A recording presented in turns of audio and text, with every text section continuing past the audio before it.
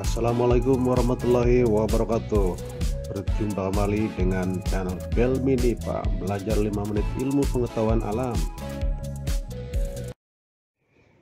Baik, kita akan lanjutkan mengenai materi alat optik yang sudah kita bahas beberapa waktu yang lalu. Kali ini kita akan mencoba membahas apa itu lensa dan sifat-sifatnya. Mungkin kalian pernah menggunakan loupe. Nah, loupe ini memiliki bagian utama berupa lensa cembung yang berfungsi untuk memperbesar bayangan benda yang akan diteliti.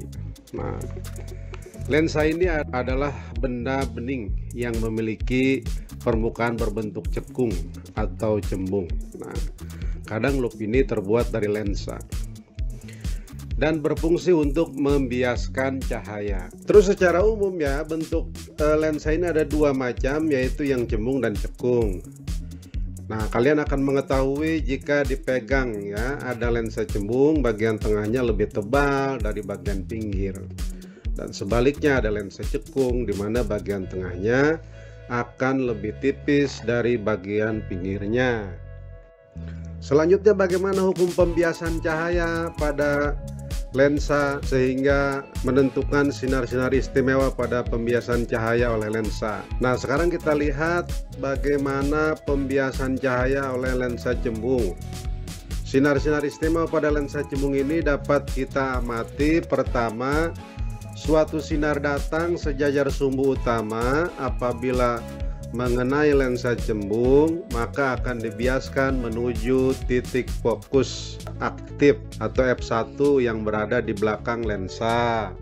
Selanjutnya, sinar datang melalui titik fokus yang berada di depan lensa akan dibiaskan sejajar sumbu utama.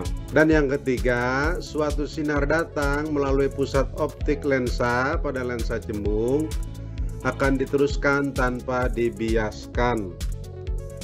Jadi ingat ya tentang peristiwa pembiasan. Saat melalui dua medium yang berbeda, maka besar kecepatan cahaya akan berubah sehingga cahaya akan tampak dibelokkan. Nah, hal ini bisa kalian lihat pada peristiwa kalau kalian memasukkan sebuah lidi ke dalam segelas air. Nah, berdasarkan sifat-sifat tadi, maka kita bisa melukis bagaimana pembentukan bayangan oleh lensa cembung. Pembentukan bayangan pada lensa cembung membutuhkan sekurang-kurangnya dua sinar istimewa. Nah, sifat bayangan yang terbentuk pada lensa cembung bergantung pada posisi benda. Pada gambar bisa kalian perhatikan di mana posisi benda dan bagaimana bayangan yang akan terbentuk. Nah, untuk memahami ini kalian harus tahu persis dan benar-benar memahami posisi-posisi yang ada dalam F1 atau fokus pertama dan M ya. M itu adalah 2 kali F. Nah, kalian harus memahami posisi-posisi ini agar kalian nanti tahu di mana posisi-posisi yang akan kita gunakan dalam penerapan dalil S-Bag, di mana dalil ini akan mengatur sifat-sifat bayangan oleh benda pada lensa cembung dan lensa cekung. Nah, selanjutnya kita akan membahas bagaimana pembiasan pada lensa cekung. Pada pembiasan lensa cekung juga berlaku sinar-sinar istimewa. Jadi ketika kita hendak membuat bayangan pada lensa, kalian harus memahami dahulu sifat-sifat sinar-sinar istimewa yang dibentuk oleh lensa cekung. Yang pertama, sinar datang sejajar sumbu utama pada lensa cekung seolah-olah dibiaskan berasal dari titik fokus aktif di depan lensa. Yang kedua, sinar datang seolah-olah menuju titik fokus pasif di depan lensa akan dibiaskan sejajar sumbu utama. Dan yang ketiga, sinar datang melalui pusat optik lensa atau O akan diteruskan tanpa dibiaskan. Nah, jika ketiga sinar istimewa yang berasal dari sebuah benda dilukiskan pada satu lensa cekung, maka akan terbentuk bayangan benda seperti pada gambar.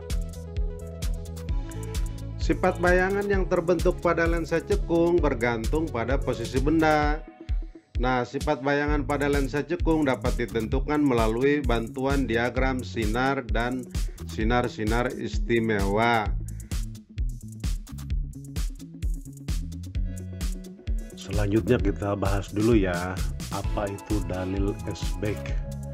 Nah, supaya kalian tidak gagal paham.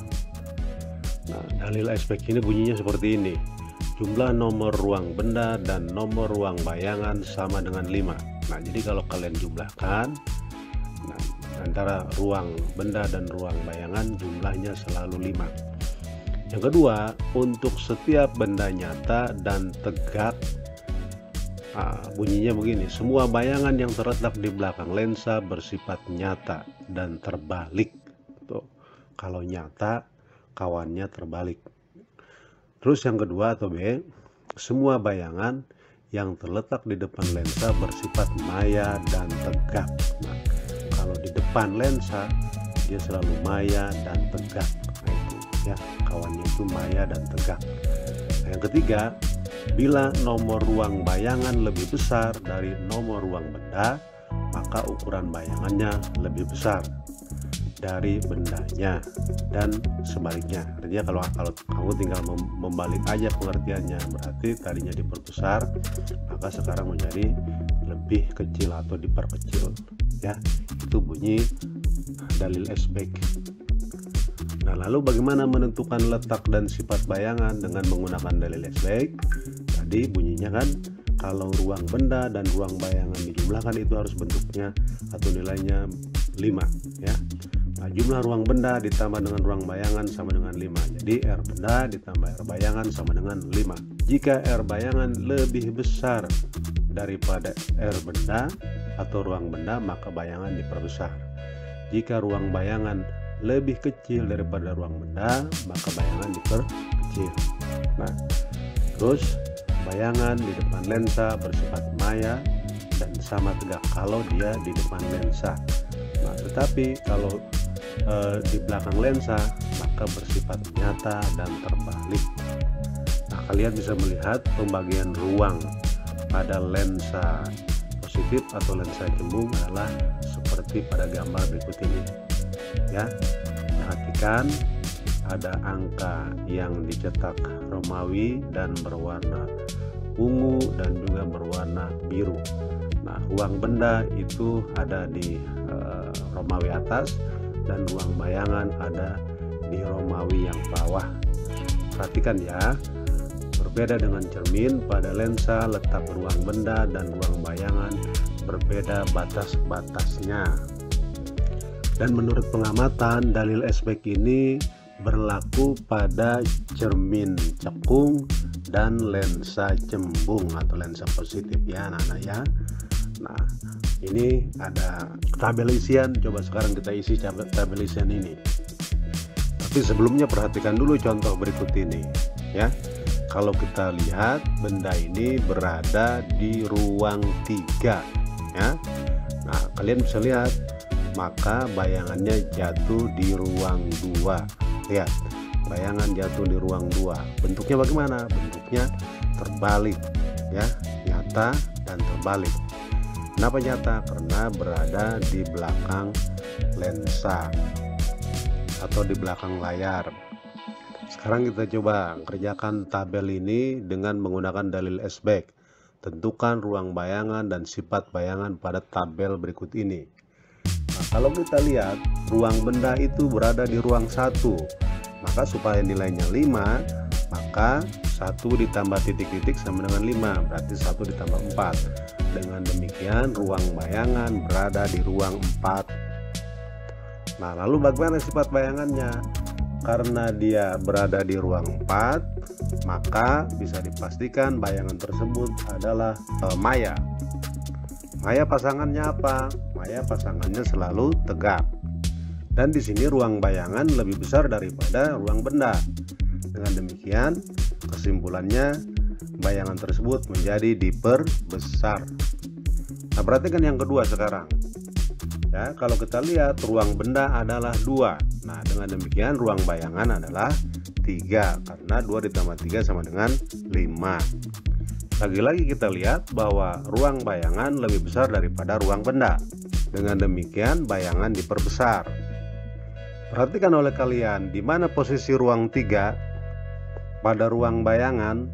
Nah, kalau kita lihat dia berada di belakang layar. Dengan demikian bayangannya bersifat nyata. Nah, nyata kawannya apa? Nyata kawannya terbalik. Nah, sekarang yang ketiga, ruang benda berada di ruang 3. Dengan demikian ruang bayangan berada di ruang 2. Lalu perhatikan aturannya. Jika ruang bayangan lebih kecil daripada ruang benda, maka bayangan diperkecil. Terus kalian perhatikan posisi ruang bayangan. Di mana ruang bayangan posisinya yang bernilai 2? Dia berada di belakang layar. Karena di belakang layar, maka dia bersifat nyata dan terbalik. Di belakang layar artinya di belakang lensa, gitu ya. Nah, selanjutnya yang terakhir, bagaimana untuk lensa cekung? Nah, lensa cekung ini kita tidak perlu melihat dalil S-back. Yang jelas kalau benda berada ruang bendanya 4, maka ruang bayangan jatuh di ruang 1. Dan sifat bayangannya adalah diperkecil, maya, dan tegak. Nah, karena dia berada di depan lensa. Demikian contoh penerapan dalil S-back dan juga cara menganalisis ruang bayangan dan ruang benda serta sifat-sifat bayangan pada lensa cembung. Untuk catatan saja, pada lensa cekung, benda yang terletak di depan lensa akan selalu menghasilkan bayangan maya, tegak, diperkecil, dan terletak di depan lensa. Adapun persamaan pada lensa cembung sama dengan persamaan pada lensa cekung. Jadi hubungannya antara jarak fokus atau F, jarak bayangan atau S aksen, dan jarak benda atau S adalah sebagai berikut, yaitu 1/F sama dengan 1/S ditambah 1/S aksen. Nah, adapun pembesarannya M sama dengan S aksen per S. Nah, semua bernilai mutlak. Jadi walaupun nilainya negatif, kalian buat menjadi positif. Nah, bisa juga dicari M itu adalah H aksen per H. Nah, juga dibuat mutlak. Tanda garis lurus di kiri dan di kanan menandakan bahwa semua nilai kita buat menjadi positif. Dan catatan yang harus kalian ingat, pada lensa cembung titik fokus bernilai positif, sama seperti pada cermin cekung. Sedangkan pada lensa cekung titik fokus bernilai negatif, sama seperti pada cermin cembung. Nah, lalu bagaimana dengan kemampuan lensa? Nah, kemampuan lensa berbeda-beda dalam mengumpulkan atau menyebarkan sinar. Nah, kemampuan lensa dalam mengumpulkan atau menyebarkan sinar ini kita sebut dengan kuat lensa atau D besar, dan memiliki satuan dioptri. Kuat lensa merupakan kebalikan dari panjang fokus. Secara matematis kita dapat nyatakan D sama dengan 1/F apabila F-nya dalam meter. Tetapi jika F-nya dalam cm, kalian bisa membuat D sama dengan 100/F. Baik, itu dulu ya materi alat optik atau alat-alat optik berbicara mengenai lensa cembung dan lensa cekung. Ikuti juga contoh-contoh soalnya pada bahasan berikutnya. Sampai jumpa lagi di bahasan soal-soal mengenai lensa cekung dan lensa cembung.